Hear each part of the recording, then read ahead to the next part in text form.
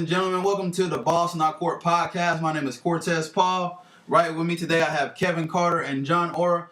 Just want to say, going on, guys, it is a beautiful sunny day out in Boston, Massachusetts, but it's still pretty cold. John, how's it going your way over there, buddy?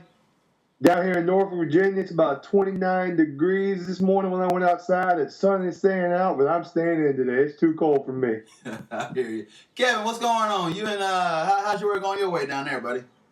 I don't really feel like I should tell y'all how it's going down here because it's about we're in a probably low 60s today. It's for most Floridians it's Gene and Parka weather, but it's real sunny and nice outside though. Birds are still chirping.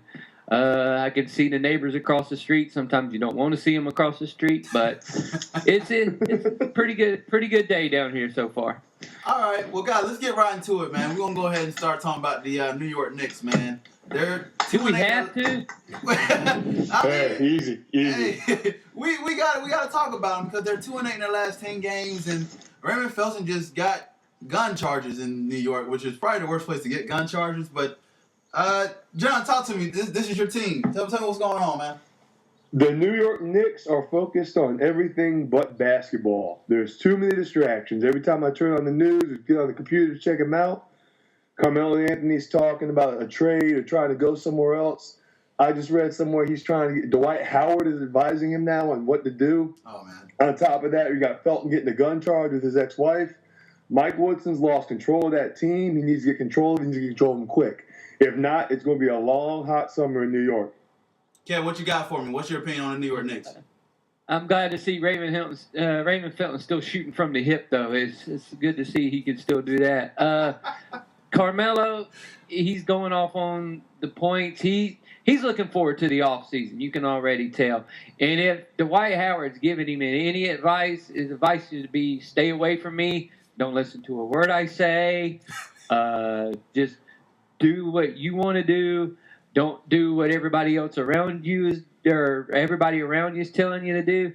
Between the J.R. Smith fiasco earlier in the year, between what's going on now with Felton, and it's just a big gigantic cluster. Plus, you're in New York, the place where everything you're going to be doing is going to be scrutinized to the smallest degree. You do one thing stupid up there, and everybody knows about it. So it's one of those things where it's just falling apart in New York. Not saying that I'm sad that it's happening, but hey, what are you going to do about it? I mean, see, this is why I'm pulling up here, is that, they're already slim at the point guard position. Bino Udrih just got waived because he was requesting a trade, which I guess that kind of unheard of as a third-string point guard that you request a trade. You're like you have a job. But it makes me wonder, like, I guess he already seen there was a circus going on kind of there, and it was not getting any better. And right now you got Pablo Prigioni is the only point guard there right now, and he's a backup. He's played limited minutes with the Knicks, but I mean he's no Chris Smith, thank God. But they need to do something quick. If I can cut you off, one thing I like to call the Knicks out on is they've got no leadership on the court. They've got Carmelo Anthony, Amari Stoudemire, Tyson Chandler, and Kenyon Martin, all 10-year plus vets. All of them been to All-Star games. All of them know what to do. They're not doing it. They have no leadership on the court as well. That's also affecting their play this season. Everybody seems to be focused on everything but basketball up in Madison Square Garden right now. Yep. Okay, what you got? What you think, man? Yeah, I agree with John completely. They focused on everything else. It's not a team atmosphere when you look at it. Most of the all the better teams have that team focus. And they actually have that focus on that this is what we want to accomplish. Up in New York, it seems it's all me. They want to draw attention because they're in that New York market, so they want to draw their attention to themselves so they can get their names out there and everything like that. It's just it's not a very good atmosphere to be in right now. Well, this is what I heard. I heard that Carmelo or Anthony, his agent, met with Allen Houston to discuss the future. So I would love to be able to find that room and see what they're talking about. So it would probably be an interesting meeting. But, I mean, come on, guys. They're in the Eastern Conference. As bad as the Eastern Conference is, they still have a shot to get to the playoffs. Like, is there any hope for this team to make it to the playoffs? Yeah, there's hope that if they get there, they'll be a 3-and-done team because the more likely again there's the 8 seed and be embarrassed by the Pacers. Me being a lifetime Knicks fan, would rather lose to anybody but Indiana. So there's a little hope, but I think when it comes down to the stretch and the pressure of late March, early April basketball gets, I have no doubts in my mind this team is going to buckle under the pressure. I don't see them as a playoff team. I don't see them as a good basketball team. I look for them to buckle. When you got so little control over your team, your starting point guard catches a gun charge and is still playing with all the other distractions, that's a problem. The best thing they could do for Felton is sit him down, let him work for a couple games, let him work his affairs out, and work it through. But they're not. And I see the pressure of late season push to the playoffs getting to them. I see this team crumbling. And I'll be shocked if Carmelo's wearing a Knicks uniform next fall. What you think, Kevin? And I think LeBron's wearing a mask tonight. I think it actually is a bulletproof mask that he is wearing on his face tonight because he don't want to get nowhere near Raymond Felton.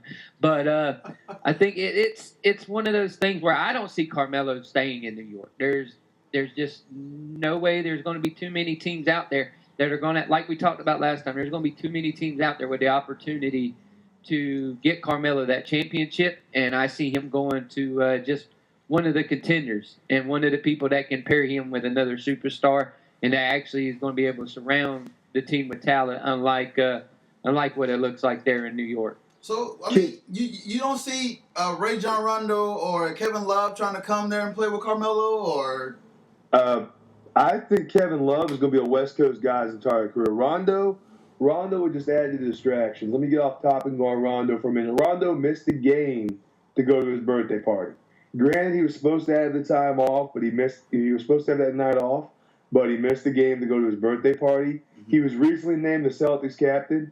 That would just add fuel to an already out-of-control burning fire in New York.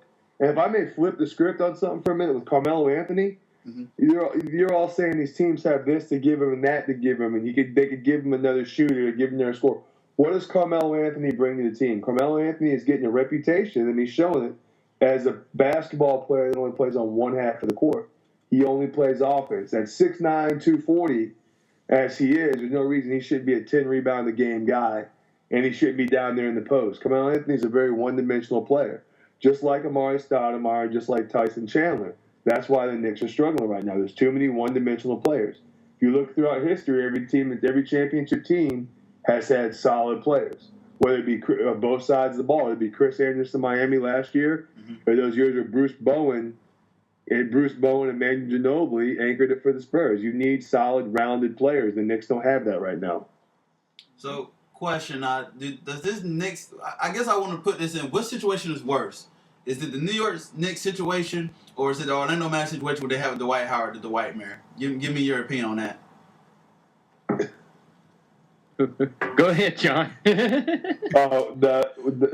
I look at his apples and oranges. The Knicks, they have a bunch of talent, but it doesn't mesh well together. It's like cogs. You have all this talent, but who's driving it? You look at these teams like the Celtics when they had the big three, and the Spurs. There's always that one constant driving it. The Celtics had Rajon Rondo. They kind of keep things together. Believe it or not, I see Mario Chalmers doing that with the Heat. The Magic, on the other hand, was a team that built around one player, and I say they got the Shaq treatment.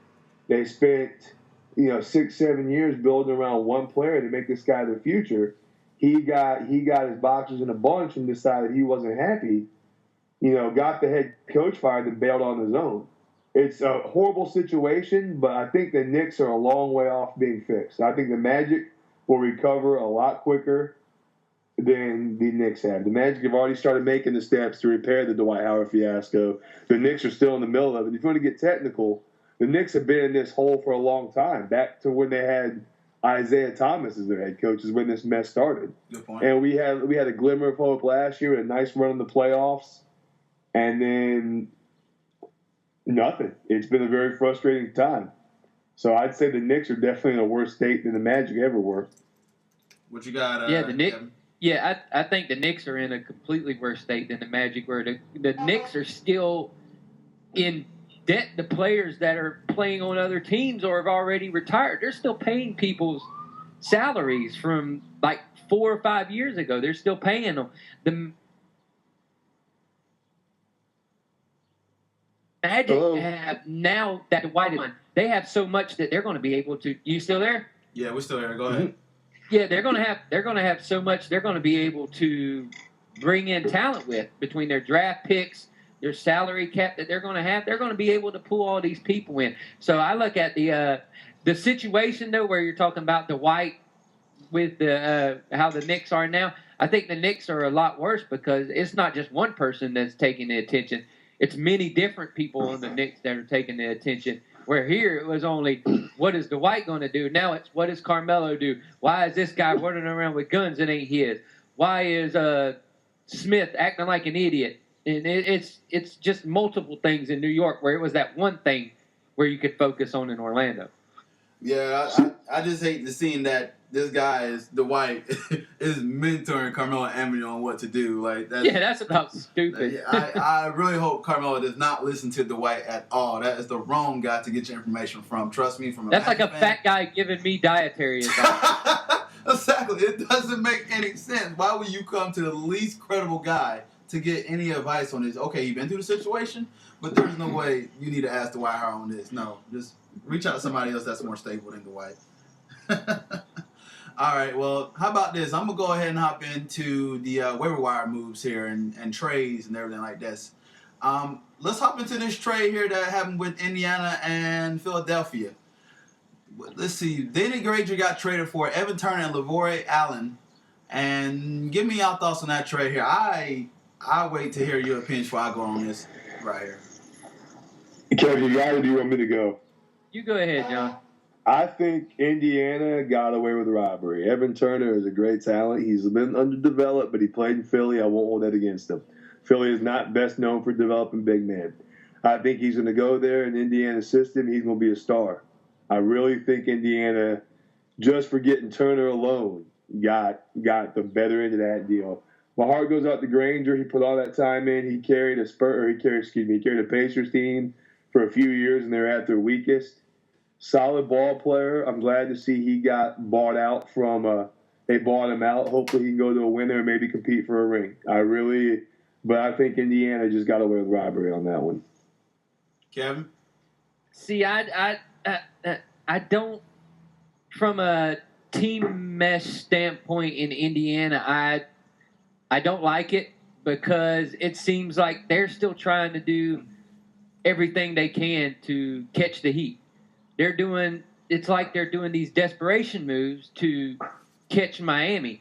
And I'm like, is Evan Turner really going to be the difference in catching Miami?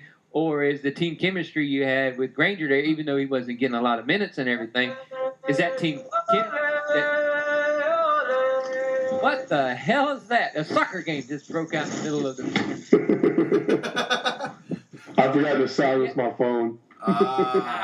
Yeah, good job. I freaking felt like the Mandarin was back in the thing when he was watching the soccer game in Iron Man 3. But anyway, back to I just think it was a good trade, but it was like a little like a desperation move on Indiana's part to be like, we still don't have enough to catch Miami. We need to go and get some more to catch Miami. And I do feel sorry for Granger because he was there, like John said, during putting that team back in the forefront, and I hope he goes to contender. I heard that the Clippers are the leading candidate right now, so hopefully he can go there and hopefully he can put in some minutes and they can make a little run. All right, I'm gonna go ahead and add my 2 cents to this. I kind of don't honestly like the trade. I mean, I know Evan Turner's been having a career high year as far as points. He's averaging 17 points a game. He 6 rebounds, and he can pass the ball pretty well. But it made me think that this is for insurance in case Lance Stevenson leave. In that case, I see where he's looking at towards the future in case that he does leave. But I'm kind of hesitant on it as well, that because he's got the career high points, but is it really efficient enough?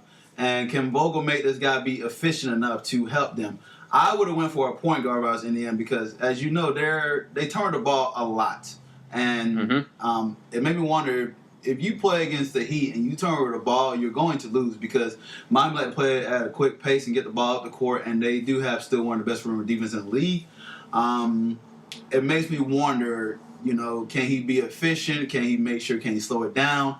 And I know he's going to play that point forward position for them, but George Hill my goodness, he turned over the ball too much for me. So I'm hoping that it does work out for him, but I'm still a little eerie about it because his efficiency has not been pretty good. He get the attempts when he was in Philadelphia, but we'll see if it works out.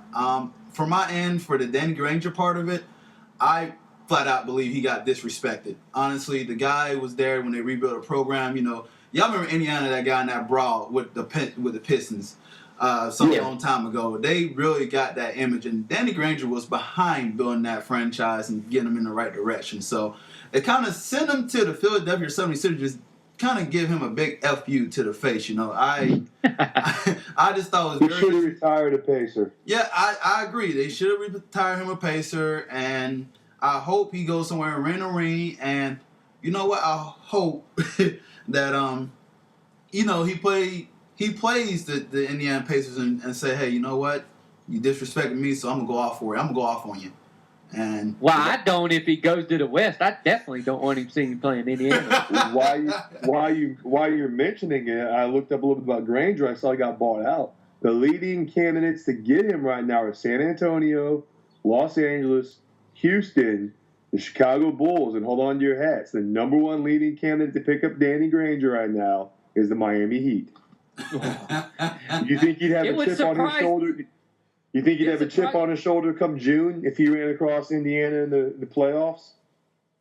It would surprise me if there was somebody that was bought out and Miami wasn't on their list. That would be one of those surprises. But if he went, contacted him.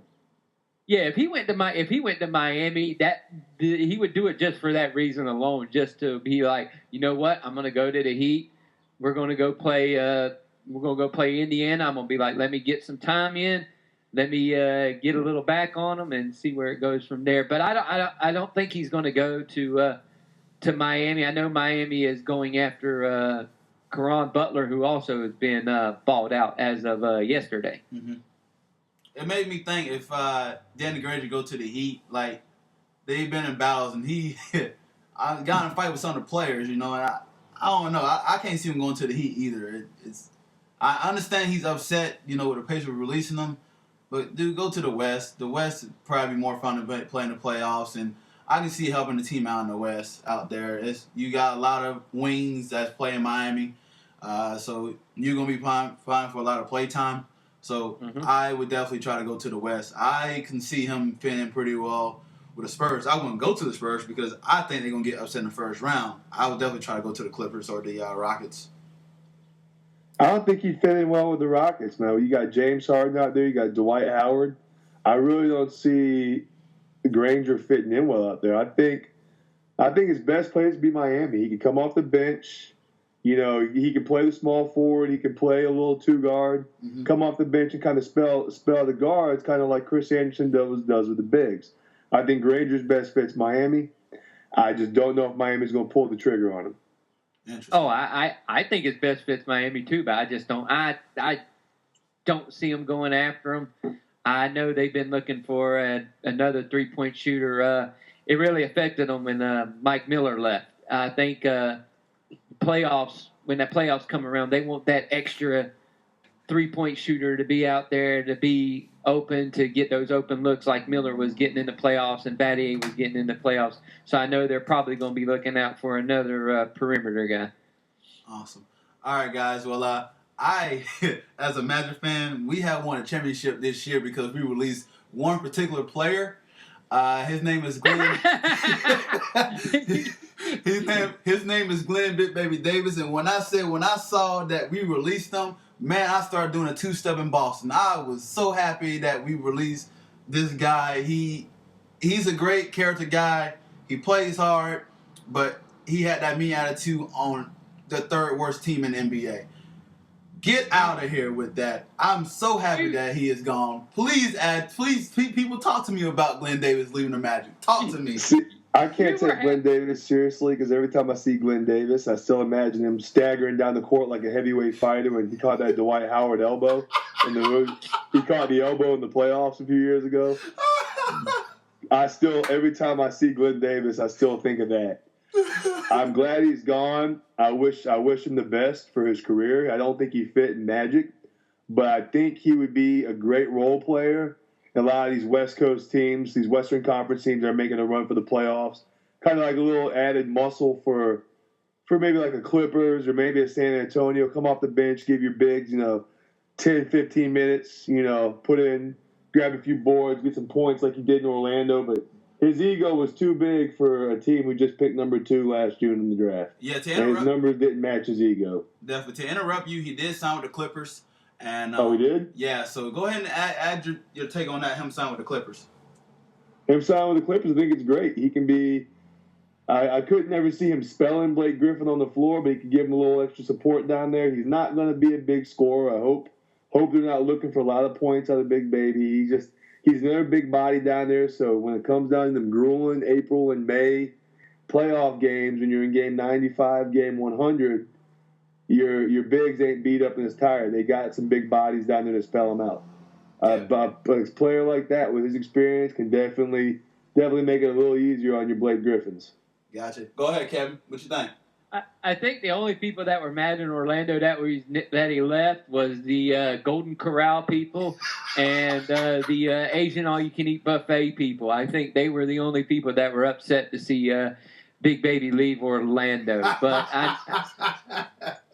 I kind of saw him going over to L.A. He'll be able to give them a spell out some of their big guys. So he's that constant professional, never going to say a bad thing about anybody, just go on and do his business. Wish him luck over in the West. Hope he does good. In-N-Out burgers are all of a sudden going to see a spike in sales. Well, let me say you this. So I tell you what, the Econo Lounge wasn't to worry about any more keyboards being tossed around, so so I guess that's a good thing for us to hear. But Glenn Davis, if you hear this, props to you, man. Wish you well. You're going under your former coach Doc Rivers, so he's the one that helped you build your career. So hopefully you be a vital piece to the Clippers in the playoffs. And I'm just glad that you're off the Magic, man. Don't take it personal. You're a hell of a player, but we got to get some of the young guys to play. So, sincerely from a Magic fan. Exactly. All right, next player. As y'all had said earlier, Caron Butler has been released from the god-awful Milwaukee Bucks. And yeah, you said Miami Heat a favorite. So, Kevin, this is your team. Caron Butler's coming back, or he's thinking about coming back. Tell me what you think, bro. Start hitting the music where they said, welcome to Miami. I saw somebody put that up today on Twitter that they're playing the Welcome to Miami song because he's coming right back. I like Caron coming back. It gives us that extra three-point shooter, like I said, with as you could see during the playoffs last year, Shane Battier was nailing them. Mike Miller was banging them. They got rid of Mason Jr., who they thought was going to take the place of Mike Miller as their designated three-point shooter coming off the bench. So we still needed to find that guy. I know you got Ray Allen coming off, but always having that one other wing that's going to be able to be there and get to those open spaces that LeBron and Dwayne Wade and Bosh have been opening it up is always a good thing. I like the move if they make it. Yeah, so they also have the Thunder, Spurs, and the Bulls will also try to pursue Caron Butler as well. So what you think, John? First of all, if I'm Caron Butler, first thing I'm doing is I'm sending a fruit basket to the Milwaukee Bucks for getting me out of that dumpster fire of Milwaukee. The fans are going to miss him because there's only 10 of them there, so they'll notice him gone. But the thing about Caron Butler that people underestimate, and he's always been one of my favorites. He came in the league out of UConn in 2004. Is wherever he goes, not only the scoring and the shooting, he brings a toughness on the perimeter on defense that's lacking in a lot of caliber teams. Miami has it a little bit with Dwayne Wade, but Wade is fragile. The Pacers need it. He brings that toughness to the defense. That guy that can get out to the perimeter. He can shoot down a three-point shooter. He can lock down a three-point shooter. He plays he's a very tough basketball player. One of my favorites just because of his blue-collar, tough, let's get down to business attitude he carries. So Whoever gets Caron Butler, if they're a playoff team, to me, that's like getting a Michael Finley. It's getting a hard-nosed player that's going to give you 15, 20 solid minutes off the bench, could step in and start if he needed to. I definitely think Caron Butler is somebody the Miami Heat, if they're looking to repeat, should go out and pick up. Kevin, who you think benefit more from Thunder or the Heat picking up Caron Butler? Really, I think the Thunder would benefit a little bit better, just because, I mean, say what you want. I don't think Russell Westbrook's 100%, and I don't think he'll be 100% this year. Durant, you want to keep him fresh. He can play defense, but when he's putting up the numbers on offense like he is this year, if you can bring another body in that spells some of that perimeter D from him, do it. The Thunder would definitely benefit from him, but if the Miami Heat got him, I'd almost lock it in and repeat in this year's champions. Gotcha. Ken, what you think? Oh, I love Caron Butler. I want him to come back to Miami. I'll be like, yeah, go on to Miami. I don't want him going to the Thunder. Speaking of the Thunder, they even said it last night where the Thunder have been looking like they've been struggling with Westbrook in there, and I'm giving it a little bit more time. But that Durant Westbrook pairing, it throws me off a little bit for some odd reason. To let you know, they're 0-3 since Russell Westbrook returned to the court. So it is a little bit concerning. I was the one who said let's give him a little bit of time, but 0-3 since the return, and oh man, I don't know what to say there. But so it's a little rough. So I'm hoping that it picks up there, and Caron Butler would be a good choice for every team you want to go to. All right, another player on the waiver wire is Jimmer Fredette. Oh, Jimmermania. BYU. Jimmermania. Brigham Young University. Y'all remember this guy? He released Token. Token. I guess he was deemed to be the next JJ Redick, apparently. He was released by the Kings, and the Bulls and the Cavs are the favorites to pick up the sharpshooter. Opinions on Jimmer Fredette, Kevin? I was taking a nap when you were mentioning it. Who were we talking about? Oh, yeah, the white kid from Brigham Young. Yeah, it don't matter where he goes. They'll have a perimeter outside spot up shooter. So it's about as good as going and getting Lee Humphrey from Greece if you want to go get another shooter. So the problem with Jimmer Fredette is that's all he brings. He's never been known to lock somebody up on defense. He's never been known as nothing but a setup shooter. Even as a 6'2" guard, he's not really known as an assist man. So if you want another spot up shooter and you go out and spend the money on him, that's what you're going to get. Don't expect anything more. Don't expect anything less. Well, do you think is he a system player? Because obviously he started having a better year with the Kings, but I mean, what's going on here? The numbers he put up at BYU are because the offense was built around him. He gets to the NBA, it's a little faster. They don't play that BYU style of offense, that college style of offense that's popular out in the West. I think that he is. I think he benefited from BYU system, and he is a mediocre at best NBA guard. He can be an off the bench guy, but I don't think he'll ever be a starting guard anywhere. Going to Cleveland will be kind of ludicrous because they're lottery bound again this year. So I mean, he is what you get with him. You're getting what you pay for, Jimmer Fredette. he's not the most fleet of foot person, if you know what we mean. Right. I mean, this is how I look at it, man, because J.J. Redick was almost written off, and it was another guy who was a great shooter out of college, and but J.J. put the work in and actually worked around his all-around game. Do y'all see Jimmer Fredette actually can he put the work in and beat at least a fourth for J.J. Redick or something? With J.J. Redick, people forget J.J. Redick got people fired. There's a huge debate in Orlando about should he be playing, shouldn't he be playing. I know you remember that, Cortez. Yes. But the thing with Redick is Redick put in the work, but it was year 3 or year 4 Redick before you saw the benefits.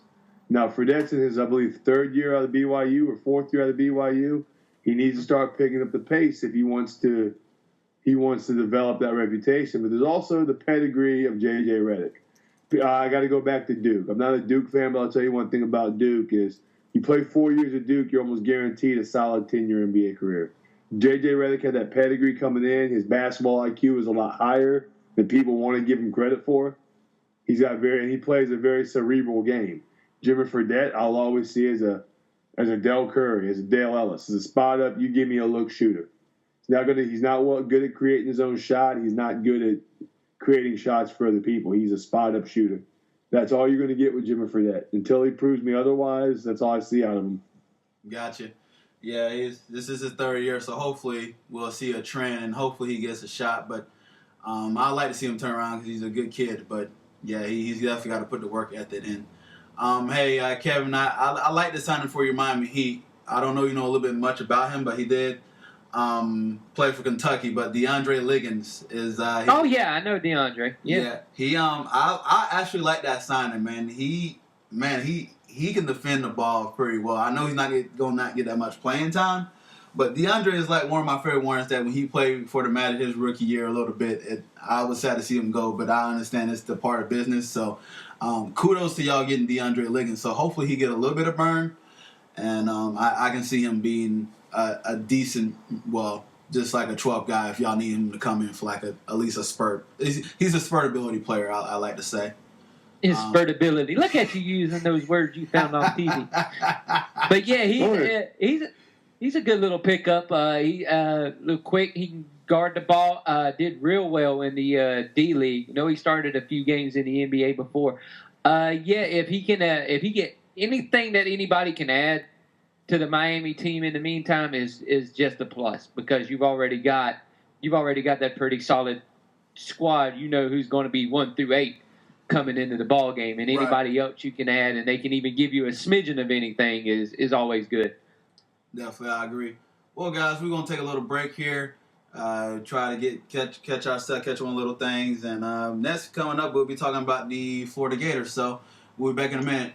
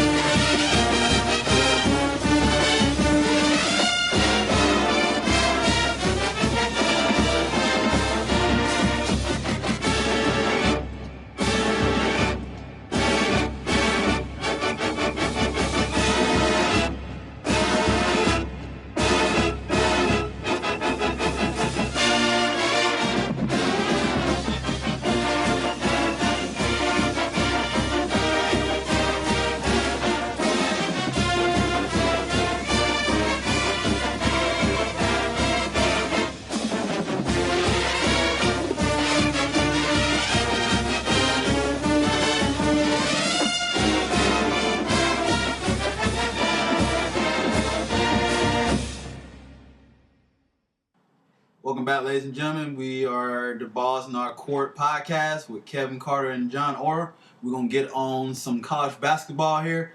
Hey, ladies and gentlemen, we have the Florida Gators here ranked at number 1 with a 26-2 record, undefeated in conference, being 15-0. Kevin Carter, you my man to come to about a college hoop. Tell me how good is this team? This team, a lot of people want to compare them to the teams that won the back-to-back national championships and everything like that, but you can't compare the two teams. These are two completely different teams. On the 2006-2017, you had Horford, Noah, Brewer. You had NBA All-Star level talent on this team. This team this year kind of reminds me of the 1994 Florida Gator team that went to the Final Four and nobody even expected them to go anywhere that year. This team's a little bit more talented than the 94 team, but as far as the concept of having not that one core guy, but many pieces, it kind of reminds me of that 94 team. I know people are probably going, well, what year 94 are you talking about? And I'm like, well, y'all are too young. Y'all can't remember 94. It's okay. But it reminds me of that team where you have the all the parts together to make a good team. This team just has a little bit more talent. Scotty Wilbekin is probably one of is the top point guard in the SEC. I'm not going to say the country, but definitely in the SEC. And it just goes to show that people always talk about these one-and-done guys and everything like that, and all these freshmen, but a group of 4 guys that have stayed there all 4 years, and they add in the sophomore, and then you have the guys coming off the bench. It's just it's a complete team that's not just focused on one person, and I enjoy watching that aspect of them as they play team ball, team defense, and Billy Donovan doing a hell of a coaching job again. Now, this is what I'm looking at, too. You know, you're looking at this, the 2 feet team that was back in 2005, between 2007. Like you said, they had lottery talent on that team. The only lottery talent I know they have on this team as of right now is Casey Hill. Do you see anybody else that can sneak up into the lottery after they have this tournament here that can sneak into being a lottery talent at all? Well, not this year, but we do have a lottery talent in Walker who just got the NCAA just let him start playing, so he's been with the team and he's played in a few games. Next year, he could sneak into that, being that lottery type talent. He's a phenomenal ball player. I think Patrick Young is pretty good too, man. You know, he can definitely do some things as well. Who can do Patrick Young in the NBA is going to be that type of guy that he's just going to be there to kind of get those rebounds, get the come in and do some low post defense, and just be one of them dirty hustle type players like he's been at Florida. I don't see him going really high, but if somebody gets him in the second round or somebody gives him a chance, his hustle alone will show that he belongs there. But I'd really like somebody to give him a chance at tight end. Yeah, that boy is pretty strong and pretty built, man. So I can see him making a good tight end in the NFL. Why not? You know. Yeah. What about Billy Donovan? If I can interject something before you guys get any further about the Gators, this Gators team's won 20 straight.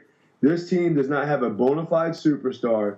This team is a prime example of how good Billy Donovan is as a head coach. People want to talk about Jim Boeheim. They want to talk about Krzyzewski and Roy Williams, John Calipari, Rick Pitino. Oftentimes, Billy Donovan flies under that radar. And I'm sitting there screaming, and anyone knows me knows I'm the biggest Florida Gator detractor there is. But I'm sitting when they talk about these great college coaches, Billy Donovan's name never gets mentioned in the upper echelon. And teams like this, where they rattled up 20 straight wins in almost anonymity and almost quiet. The nation had a crush on Syracuse, so Boston College broke that crush last week. Everyone thought Syracuse was going to run the table. Florida's been sitting there quietly at number 2. And I don't know if anybody outside, like big college basketball heads, can name more than one member of their starting 5 or name somebody off the bench. This team's a prime example of how good Billy Donovan is. This is a Donovan-built team. They're playing within a great system, a great coach who controls that team, and he's showing the country he's one of the best in the business. This is what this team is about.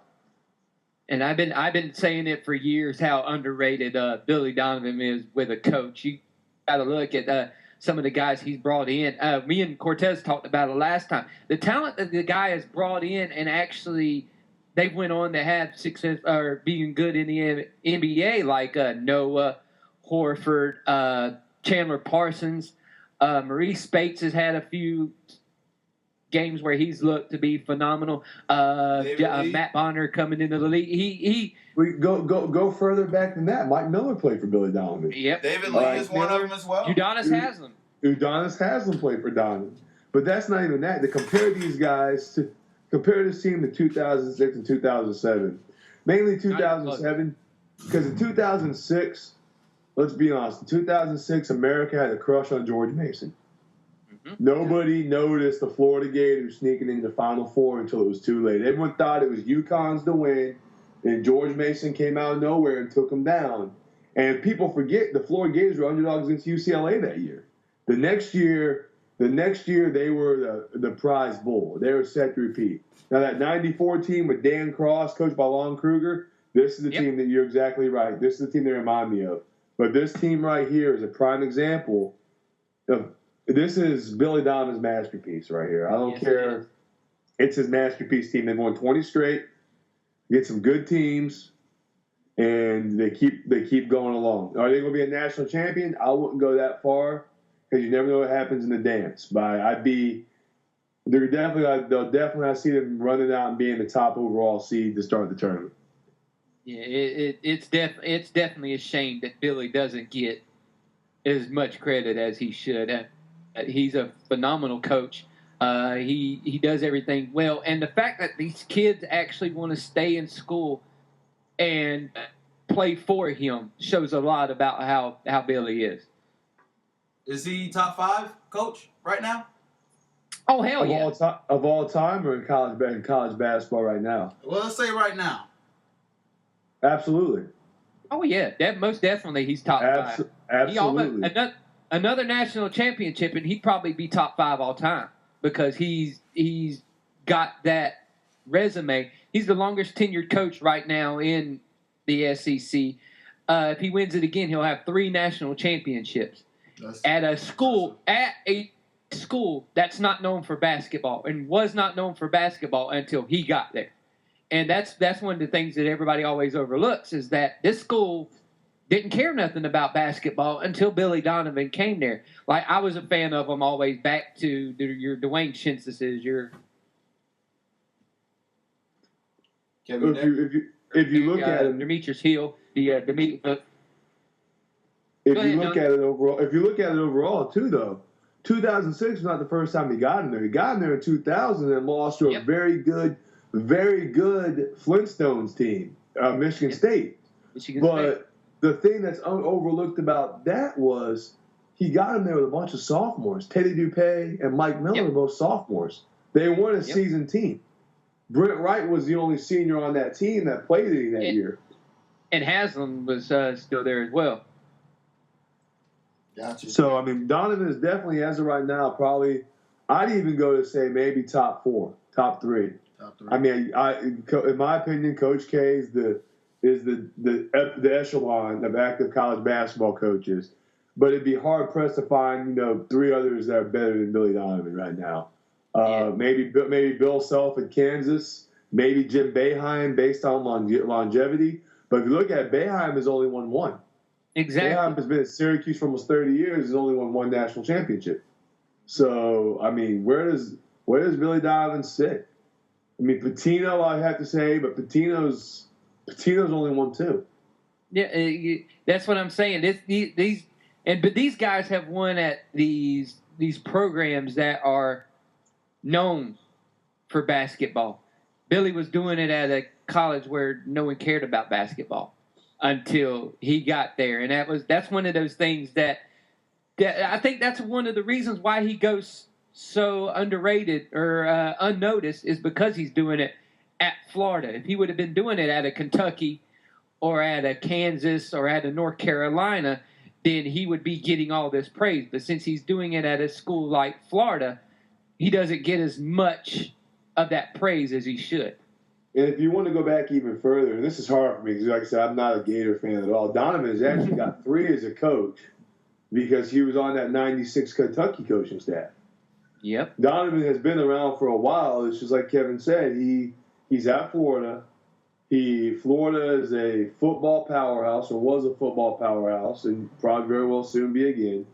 He's at Florida. You forget about him, but consistently they're making the play. They're making the dance. They're making the tournament. They're winning 20, 25 games a year. They're getting to the Sweet 16. They're playing the Elite Eights. They're a steady team, but I almost relate him to the San Antonio Spurs in the NBA. And by that I mean is, as long as they're alive, you've got to account for them. You can't just write them off. As long as they're alive, they can make some noise. So this team definitely is a Billy Donovan team. This is Billy Donovan's masterpiece. All right. Well, question to both of you, and I start with Kevin first.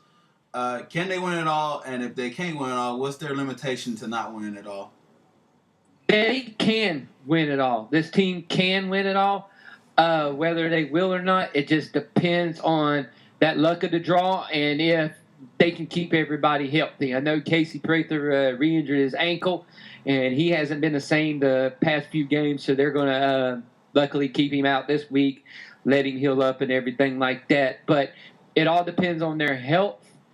And if they get, I think they can. I think they can win it all, and I think it's going to be one of those things where they get placed and what their bracket looks like. Right now, we're hearing they may be the number 1 or the number 2 overall seed, but either way, they're probably going to be starting in Orlando. So with that road, they're going to have the South.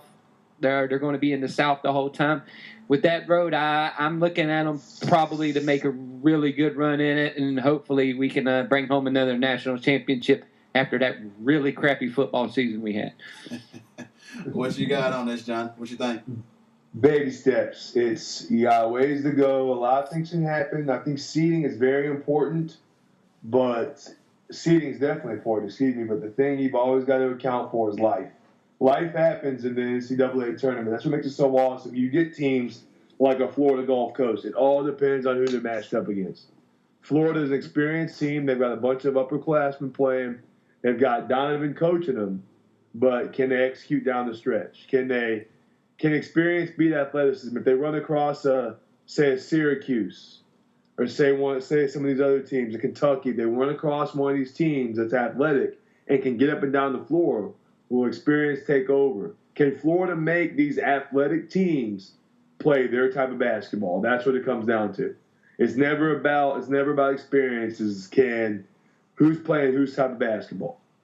I won't go on a limb and say they can win it all. They've got as good a chance as everybody, but it all depends on the matchups. That's what makes the NCAA tournament. And in the NCAA tournament, they always people always talk about the guard play. And right now, I'd want Scotty Wilbekin to run my team. He's that quiet, unsung. Right now, he's one of those unsung guys in college basketball. If you're not looking at the SEC, everybody else is looking at all these freshmen and everything. But you got this senior who's running it calm, cool, and collected. And they've been more at the end of the games. They've been having some really close games. Well, they'll hit a stretch where they can't make a basket. But then all of a sudden, that clutch gene kicks in on a couple of them, and they start burying things.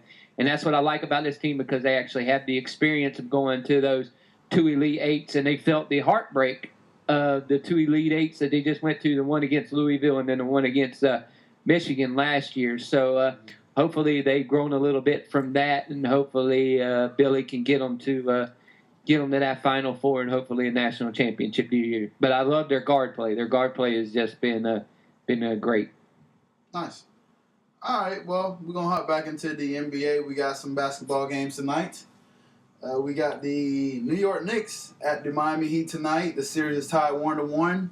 Let's see, back on January 9th, Miami lost to the Knicks 102-92. And then on February the 1st, Miami won at New York 106-91. Series is tied, and I got both of the fans here of each teams. So it's interesting to see who they're going to say here. Who you got tonight? Let's start with John. Really, I think with the distractions going the way it is for the Knicks, I think with Carmelo worried about everything but basketball and Felton's problems kicking up right now, I don't think New York has a chance of coming out with a victory tonight. I don't like the matchup. I don't like everything's going to be focused on everything but basketball right now. That team's in disarray. Mike Woodson, that seat's starting to get a little hot for him. I think that Miami walks out with a victory. What you got, Kevin? I'm thinking Miami wins tonight too, just for the reason John said. The Knicks have just got a bunch of distractions going on right now. But I do know one thing: if the Knicks win, we'll miraculously see Mike McDougal go out and get him a ring for regular season victories over the Miami Heat. I'm on the same bandwagon. I see this being a blowout. Unfortunately, they're not focused on basketball at the time right now. There's a lot of distractions, and it's kind of sad because Knicks was definitely projected to be a playoff team. So maybe if they do win, maybe that kind of could help them, but we'll definitely see what can happen here. Next game we got up here is the Brooklyn Nets at the Denver Nuggets. Series is Denver 1-0. Denver won their last game back in, forgot the date exactly, but I know the score was a 111-87. It was a blowout. So who you got here in this one? Let's start with John. I'm gonna go Denver. I like the way Denver plays. I'm not really sold on the Nets. I think with Jason Kidd being there, I still don't believe him. I still don't believe they're for real. Good on him for bringing Collins back, but I Denver. I can't even explain. It's going to be Denver this year. Gotcha. What you got, Kevin? I hate Brooklyn. Denver. Well, this is me, my end, because I need Brooklyn to win this game because Orlando gets one of the Denver Nuggets or the New York Knicks draft picks. So for some instance, I am rooting for the Heat and the Nuggets. The Brooklyn Nets to win tonight because it helps my team get extra draft picks. So I'm hoping one of them. Well, I hope both of those teams that are playing need to lose there. So when all else fails, root for draft picks. so I can root for. I need 2 lottery draft picks for my team, man. All right. Well, Kevin, you want to go off some different topics here. We're out of topics here, so I know you have some ideas to round some topics here. Let's go. What you got for me? I got one. Go ahead, John. Go ahead. We'll let John go. Is Wichita State for real? They're 29-0. They're sitting at number 2 in the country, the best ranking they've had since 1981. Is this a legitimate national championship threat? Or are they flash in the pan like the 2004 Stanford team was? What do you guys think about Wichita State?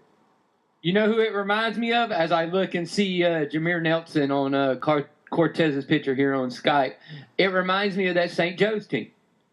It reminds me of the team Jameer Nelson played for, where they went on that big, gigantic run. They didn't lose, and then they went into the tournament and ended up, they made it to the Elite Eight, and then they were gone? Yeah. That's the team that they remind me of. It's the same exact team they remind me of. This top 25 this year don't have that many of the usual suspects hanging around at the top, and you got Wichita State very quietly sitting at 29-0, a lot of their wins being double-digit victories. Are they for real? Could you see them being in the national championship? I see them doing as much as that team did. It's one of those things where everybody talks about who did they play or everything like that. And I know they beat Virginia, didn't they? I think they were Virginia's only loss this year. So it's one of those things where they can make anything can happen in the NCAA tournament, just depending on where they get put. Whose bracket they get put in, but I could actually see them making a good run probably to the Elite Eight. I'm on the same boat, too. It's depending on matchup and everything like that. They have made an impressive run to being a smarter school, so you always like to see those schools try to succeed and definitely go far in the tournament. But like you said, anything can happen. So I've been keeping up a little bit about their story, so I don't know too much about them, but I did hear that they're ranked number 2 is quite impressive. So you do want to kind of see teams like that come out of nowhere do pretty well in the tournament. So they can make some noise. I can see them making some noise. I'm with Kevin on this one. Kevin, what topics you got you want to round off of? Okay, here's a good one. People in sports that you love to just hate, that you hate, that you have that passion for hating them. Ooh. We don't have enough time. Go ahead, John. Well, I have a few. I'll start first of all in the college ranks. I'm a big college basketball fan. John Calipari. I love to hate him. He's everything that's wrong with college basketball. He goes to a school, gets him on probation, leaves. John Calipari, I love to hate for that very reason. He brings a bunch of kids in, and people like him are the reason college basketball and the pro game are suffering. He brings a bunch of one-and-done kids in to an elite SEC basketball school just because he can. John Calipari is definitely on that list of people I love to hate. We can go all day on this. What's one for you, Cortez? Oh, don't worry, John. We'll come back. Right now, it's got to be Kevin Garnett, man. I love to hate him. If you play for your team, I understand why you root for him because he go hard every possession, every man that he's on the court. But his antics, man, where he's picking on little point guards and when a bigger guy step to his face, he just walk away. I can remember him vividly in the playoffs when he was not playing, and we ended up being the Celtics that year. That was our en route to the NBA Finals. He just looked at his watch and just said the time is ticking, and he made a look comment saying, well, it's not the real finals. They're playing the Poodles. They didn't play the big dogs. So he talks a lot of trash. He's very annoying, but he's one of those guys who plays for your team. You love him to death. He brings it, and he'll never talk bad about the team he plays for. So, but good God Almighty, I just can't stand the guy. Right now, he's wearing his Beats headphones like Cortez talks about it. All right, okay. Somebody I love to hate, though, the guy might have brought us 2 national championships, but I can't stand the bastard now. Urban Meyer. He came in, did his thing at Florida, and the reason he left was still announced to everybody, all the rumors and stuff going around. But he was busy doing all this stuff during recruiting, and then he goes and tells the NCAA, well, you better watch Florida because they're doing this and recruiting and that and recruiting, because he was doing it. So he was trying to get us in trouble. And then besides all the other things that he's come out and said something about Tim Tebow not being as great as he was, and that he made Tim Tebow, and that he done things with people at the University of Florida. And he wanted to spend all this time with his family. Well, I guess 320-something days with his family was good enough for him, or his wife just pissed him off or something, so he had to go back to coach college football again and everything like that. He just comes off to me as one of those slimy, John Calipari-esque type coaches that it's one of those things to where he's kind of rubbed me the wrong way. Even while he was at Florida, there was a lot of things coming out that were a little suspicious about him. So he's one of them guys that I love to hate. And watching them lose to Michigan State in that title game, that was pretty fun to watch. John, who you got as another one? You tipped me off, Tim freaking Tebow. I can't stand him. I knew he was going there. Don't like him. He is a good athlete. He's not an NFL quarterback. He is, and I get tired of everybody thinking you need Tebow. Tebow went 8-8 with a Denver team that Peyton Manning took to 14-2 last year. Tebow couldn't get off the bench in New York behind Mark Sanchez and McElroy. Tim Tebow is a pimple on the ass of football. I cannot stand Tim Tebow. Only reason he won the Heisman in 2010 because it was a good story. First sophomore with the Heisman. You look at the stats, that was Darren McFadden's year. That's when my first level of hate for Tim Tebow started, and has escalated. Every time an NFL quarterback goes down, people say they should bring in Tebow. No, Tebow is not a quarterback. He's not. He's mediocre at best. I'm going to go ahead and say it, and Mike, I hope it don't cause controversy, but I don't care. Only reason Tim Tebow gets any press or any love is because he's a white running quarterback. If he was black, he'd be Vince Young. A mediocre quarterback with piss-poor throwing mechanics. So Tim Tebow is on my list of people I hate. You want to debate I that? I relish his failures. Kevin, you want to debate that? I'm not going. Me and John could sit here for 14 hours and debate this, and it still ain't going to change nothing. Mine. I just really wish Tampa Bay would have signed him. I would have opened the vein. How bad are you? Speaking of Tampa Bay. How bad are you when your hometown team, who puts less in the stadium than a high school game, will not sign you? Hold on, mister. We have more people go to our games than Tampa has go to their games, so don't even start that mess. Anyway, speaking of Tampa Bay, what? We have more people go to our games than Tampa has. Before I said that, speaking of Tampa Bay, you said what? Oh, their new logo. I actually really, really like it. I'm definitely a fan of it too. I definitely like it. You know, the Broncos are talking about redoing a logo of a horse choking, but they just couldn't get the copyright done. Oh man, I'm not gonna read it. What about you, Cortez? Who's another guy you hate? We're getting off football now because Cortez is gonna cry. Yeah. So we're gonna. Another guy. Richard Sherman. I hate Richard Sherman. Oh no. Another guy I love to hate is and of course y'all gonna this I can go off all day on this, but Shaquille O'Neal. You know, this is one of the guys that, you know, he came in and he put the Orlando Magic franchise on the map, and I am more than grateful for what he has done for my franchise in the short time he was there. The way he left Orlando, still to this day, I am 28 years old, and I still do not like Shaquille O'Neal. And this happened. He was 2 when Cortez was there. Cortez was there.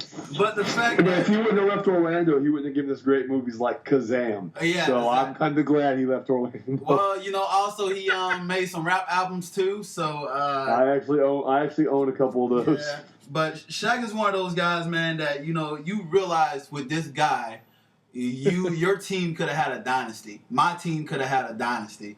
And so part of me a little bit envious of the Lakers for getting this guy, because we definitely should have paid him.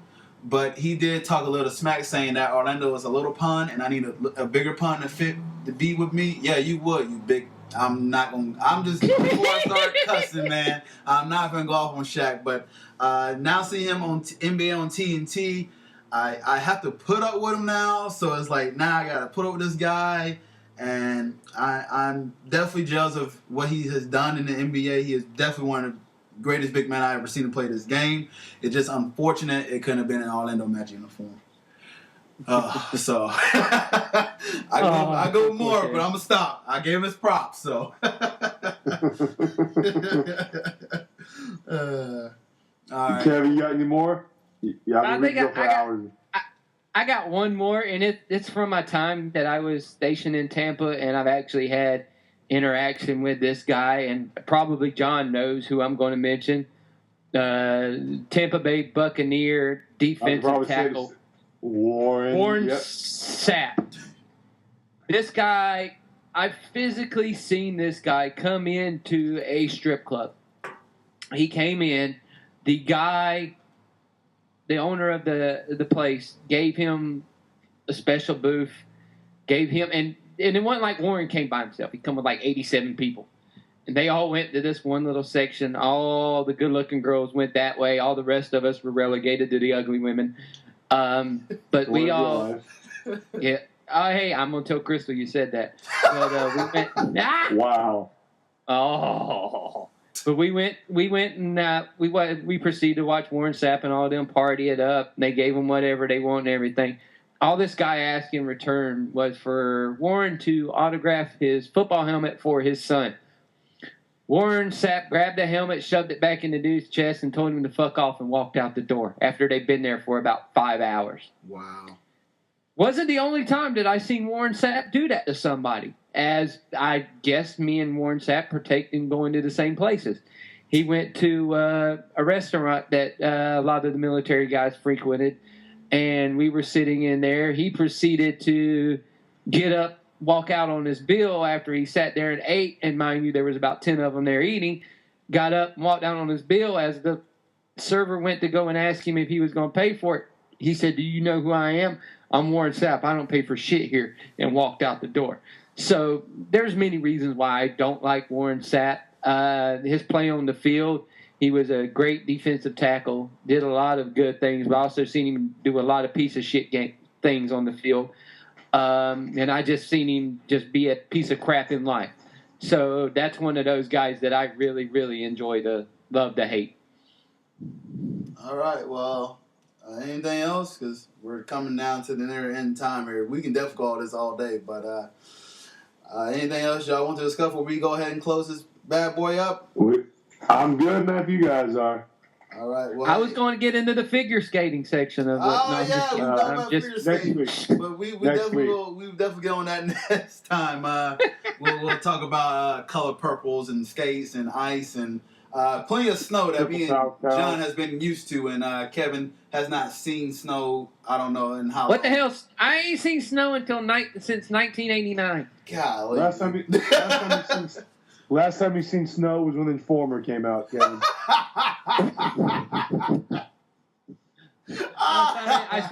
Last time I seen snow is when my TV went on the fritz and it just started going. You are spoiled, my friend. All right, well, ladies and gentlemen, this is I'm speaking for Kevin Carter and John Orrell. This is Cortez Paul with the Balls in Our Court podcast. It was a wonderful day, and hey guys, we'll do this again soon, okay? Absolutely. All right, well, hey, y'all guys take care. All right, man. To our fans, y'all do enjoy this. And, hey, my Twitter @name is in the -CP. Kevin, tell me your Twitter at name. It's at Kevin C 2415. John, do you have a Twitter? I'm at Second Row John. It's a rugby thing. Y'all boys wouldn't understand. All right. Well, hey, guys, y'all got information. Also, shout out to the Hardwood Nation. I'm also a blog contributor for them. And we'll be doing more of these episodes coming our way, and we'll get this round of discussion going on. All right, ladies and gentlemen, or gentlemen, we shall do this again soon.